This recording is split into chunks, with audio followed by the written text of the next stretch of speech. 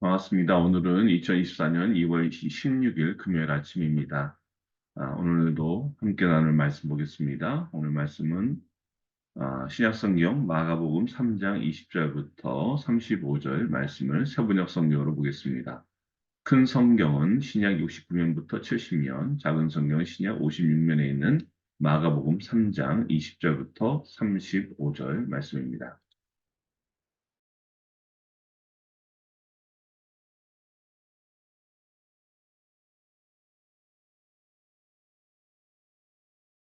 예수께서 집에 들어가시니 무리가 다시 모여들어서 예수의 일행은 음식을 먹을 겨를도 없었다.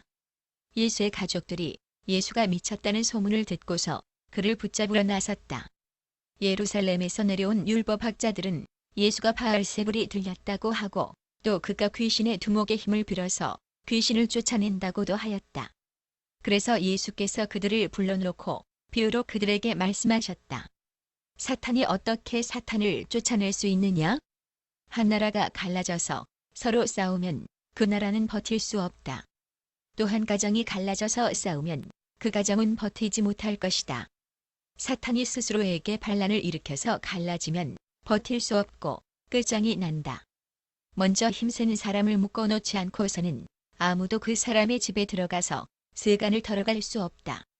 묶어놓은 뒤에야 그 집을 털어갈 것이다. 내가 진정으로 너희에게 말한다. 사람들이 짓는 모든 죄와 그들이 하는 어떤 비방도 용서를 받을 것이다.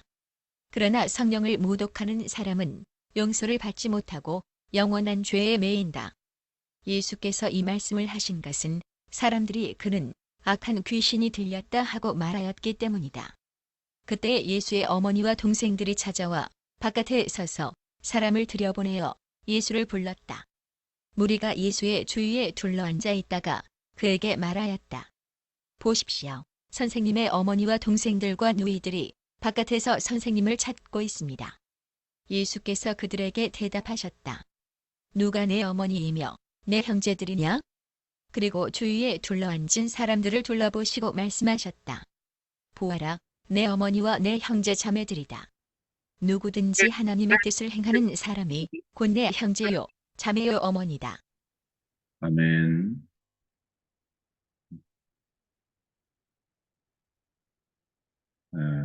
예수님은 몰려드는 수많은 사람들을 고치시고 또 가르치셨습니다. 아, 그러느라고 정말 너무 바쁘셨죠. 심지어는 이제 여기 20절 보니까 음식을 먹을 겨를도 없었다고 합니다. 이렇게 바쁜 와중에 예수님의 가족이 예수님을 찾아왔어요. 왜요? 21절 보니까 이래요. 예수의 가족들이 예수가 미쳤다는 소문을 듣고서 그를 붙잡으러 나섰다는 거예요. 네. 여기 가족은 우리 뒤에 31절에 나오는데 아마 예수님의 어머니 마리아와 그 동생 그리고 누이들인 것으로 보입니다. 예수님의 가족들은요, 뭐라 그래요? 예수가 미쳤다. 왜일까요? 음식을 먹을 겨를도 없을 만큼 열심히 일하는 예수님께 가장 가까운 가족이 이렇게 생각했다는 거예요. 그러면 가족은요, 서로 격려해주고 위로해주고 협력해줘야 될 사람들입니다. 혹시라도 뭐, 미쳤다, 누가 미쳤다라는 나쁜 소문이 있으면 그것을 아니야, 그렇지 않아, 라고 변호해줘야 될 사람들이죠. 근데 가장 가까운 가족들이요, 그 집의 장남인 예수를 미쳤다. 라고 생각한 거예요. 그리고 확인도 하지 않고 미쳤어. 그거 빨리 잡으러 와. 잡으러 가야겠다 해서 온 거예요. 예수님은요, 이런 오해에 대해서 어떻게 하십니까? 우리 같으면 내가 왜 미쳤냐고 이렇게 바로 반응할 텐데, 그러지 않으셨어요. 왜요? 보통은요, 이런 오해의 말을 들으면요, 마음이 아주 불편해집니다. 심지어 거칠게 반응하게 되죠. 그리고 그 말을 전한 사람에게도 막 화를 내기가 쉽습니다. 예수님은요, 거기에 반응하지 않았어요. 그래서 22절 보니까 어떻게 돼요? 가족들에 대해서 뭐라 그런 게 아니라 예루살렘에서 내는 율법학자들과 뭔가 대화가 이루어집니다. 그들이 뭐라 그럽니까? 예루살렘에 내려온 율법 학자들이 22절 보니까 예수가 바알세불이 들렸다고 하고 또 그가 귀신의 두목의 힘을 빌어서 귀신을 쫓아낸다고도 했다는 거예요. 이러한 이 예루살렘에서 이런 율법학자들의 잘못된 생각을 바로잡아 주세요. 그래서 그들을 향해서 이렇게 바알세불이 들렸다, 또 귀신의 두목의 힘을 빌어서 이런 귀신을 쫓아낸다라고 말하자 예수님이 이들에게 23절에서 이렇게 말씀하시죠. 여기서 그들은 예루살렘에서 내려온 율법학자들입니다. 그들을 불러놓고 비유로 말씀하셨어요. 비유로. 뭐라고 합니까? 사탄이 어떻게 사탄을 쫓아낼 수 있느냐.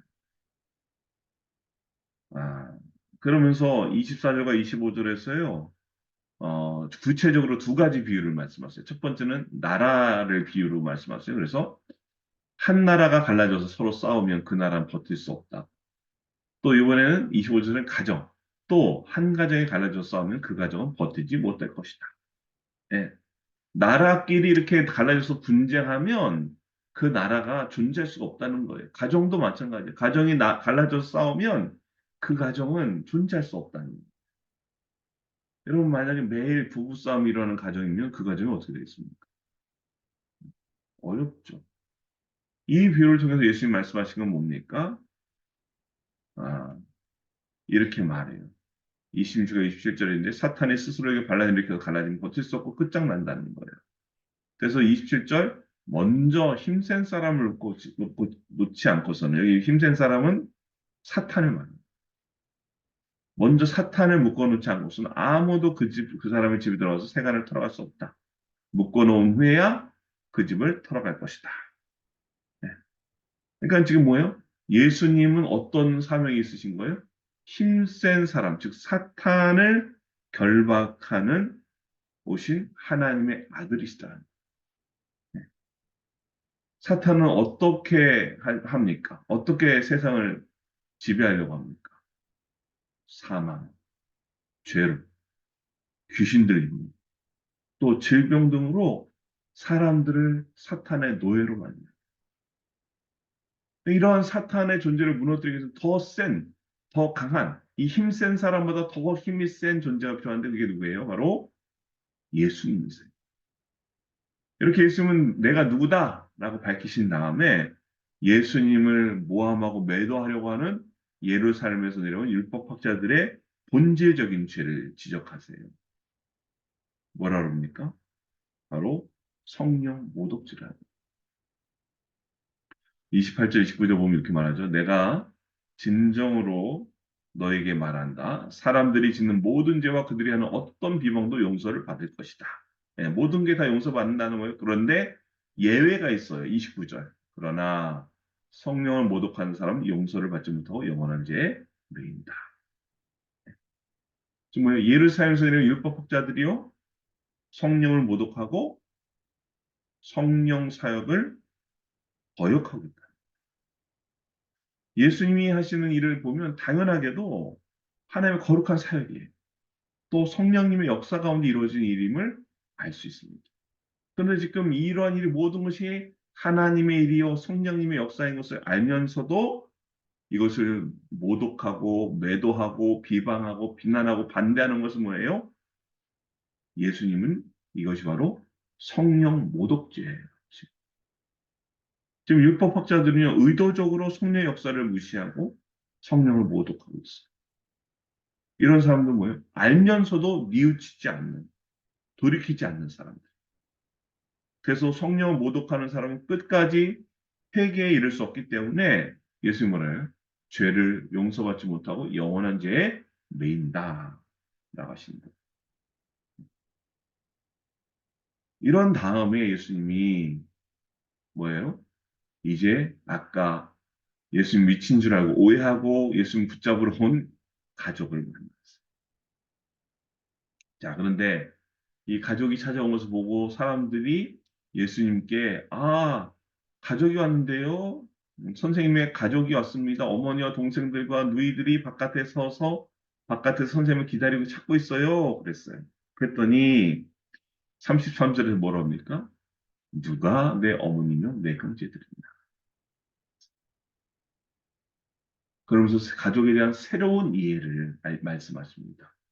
34절. 보아라, 내 어머니와 내 형제들이다. 불러 다니는 사람들은. 35절에서 누구든지 하나님의 뜻을 행하는 사람이 곧 내 형제요, 자매요, 어머니다. 아멘. 지금 뭐예요? 누가 형제라는 거예요? 누가 가족이라는 거예요? 제자들이. 즉, 하나님의 뜻을 실천하는, 하나님의 뜻을 행하는 사람이 예수님이 형제요, 자매요, 어머니라는 거예요. 그 사람들이야말로 진정한 주님의 가족이라는 거예요.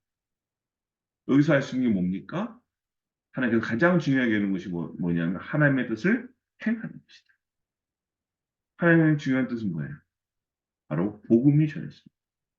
가장 가까운 이웃인 가족부터 땅 끝까지 복음이 전했습니다. 이를 위해서 예수님이 이 땅에 오셨고 12제자를 부르셨고 그리고 그들뿐만 아니라 저와 여러분을 비롯한 수많은 믿음의 사람들을 부르셔서 주의 몸된 교회를 이루게 하셨다. 이게 바로 교회의 존재 이유입니다. 그래서 예수님은요, 제자를 부르신 거예요. 제자들을 향해 내 형제요, 내 자매요, 내 어머니다. 라고 말씀하신 주님께서 오늘 저와 여러분에게도 내 형제요, 내 자매요, 내 어머니다. 내 가족이다 하시는 거예요. 근데 우리가요, 하나님의 뜻을 모르면, 다른 말로 예수님에 대해서 오해하면 뭐예요? 가족이 될 수가 없어요. 그래서 하나님의 뜻을 알고 행하는 것이 중요해요. 네. 여러분, 오늘 예수님이 어떤 오해의 말씀을 들었더라도 그보다 더 중요한 뭐예요? 하나님의 뜻을 행하는 것이었어요. 우리도 하나님의 일을 하다 보면 오해를 많이 받습니다. 야, 너는 가족보다 뭐 이게 더 중요하니? 뭐가 더 중요하니? 네. 오늘 예수님께서 수많은 오해 속에서도, 수많은 비난 속에서도 하나님의 뜻을 알고 그 뜻을 이루셨던 거죠. 오늘 우리도 어떤 상황에서도 하나님께서 우리에게 맡겨주신 하나님의 뜻을 구체적으로는 전도의 그 사명을 온전히 잘 감당하여 진정 하나님의 가족이 될 수 있는 저와 여러분 될 수 있기를 주님의 이름 간절히 축원합니다. 아멘. 기도합니다. 저를 사랑하심이 좋아하신 아버지 하나님 감사합니다. 아버지 오늘 저희가 오늘 말씀을 통해 진정한 예수님의 가족이 누구인지를 알았습니다. 아버지 저희가 하나님의 뜻을 행함으로 진정 하나님의 가족답게 살아가는 복된 사람들 되게 하여 주시옵소서. 주께 모든 감사 영광 올려드리며 이 모든 말씀 우리 구주 예수 그리스도의 이름으로 기도드립니다. 아멘. 이제는 우리 주 예수 그리스도의 은혜와 하나님 아버지의 놀라우신 사랑하심과 성령 하나님의 감화 감동 역사했던 우리의 충만하심 하나님의 뜻을 온전히 행함으로 진정한 하나님의 가족으로 살기 원하는 지금 사랑받는 모든 자녀들 머리머리 외고 저দের 가정과의 교합 일들 위해 또 이 나라 민족과 주면 몸된 교회 위해 이제부터 영원토록 함께 하시길 간절히 축원하옵나이다. 아멘. 감사합니다. 오늘도 함께 나눌 기도 제목이 있습니다. 기도 모든 문제 열쇠인 줄 믿고 기도로 응답받길 바라고요. 오늘 권하의 제3을 위해 삶 감당할 수 있도록 우리 나라를 위해서 또 특히 오늘 말씀처럼 하나님의 뜻을 잘 알고 그 알는 뜻을 행하여서 하나님의 자녀다운 삶을 살 수 있도록 하나님의 가족답게 살 수 있도록 또 우리 기도가 필요한 이웃과 성도들을 위해서 가족과 자녀를 위해서 개인의 간구하는 기도 제목 가지고 이 시간 함께 기도하겠습니다. 하나님 감사합니다. 오늘도 복된 날 주셨습니다. 오늘 하루도 하나님께 허락하신 날 잘 감당케 하시고 특별히 오늘 말씀 기억하면서 하나님의 뜻을 온전히 행함으로 하나님의 자녀다운 또 하나님의 가족답게 살아가는 저희가 될 수 있도록 축복하여 주시옵소서. 아버지 감사합니다. 인도해 주시옵소서.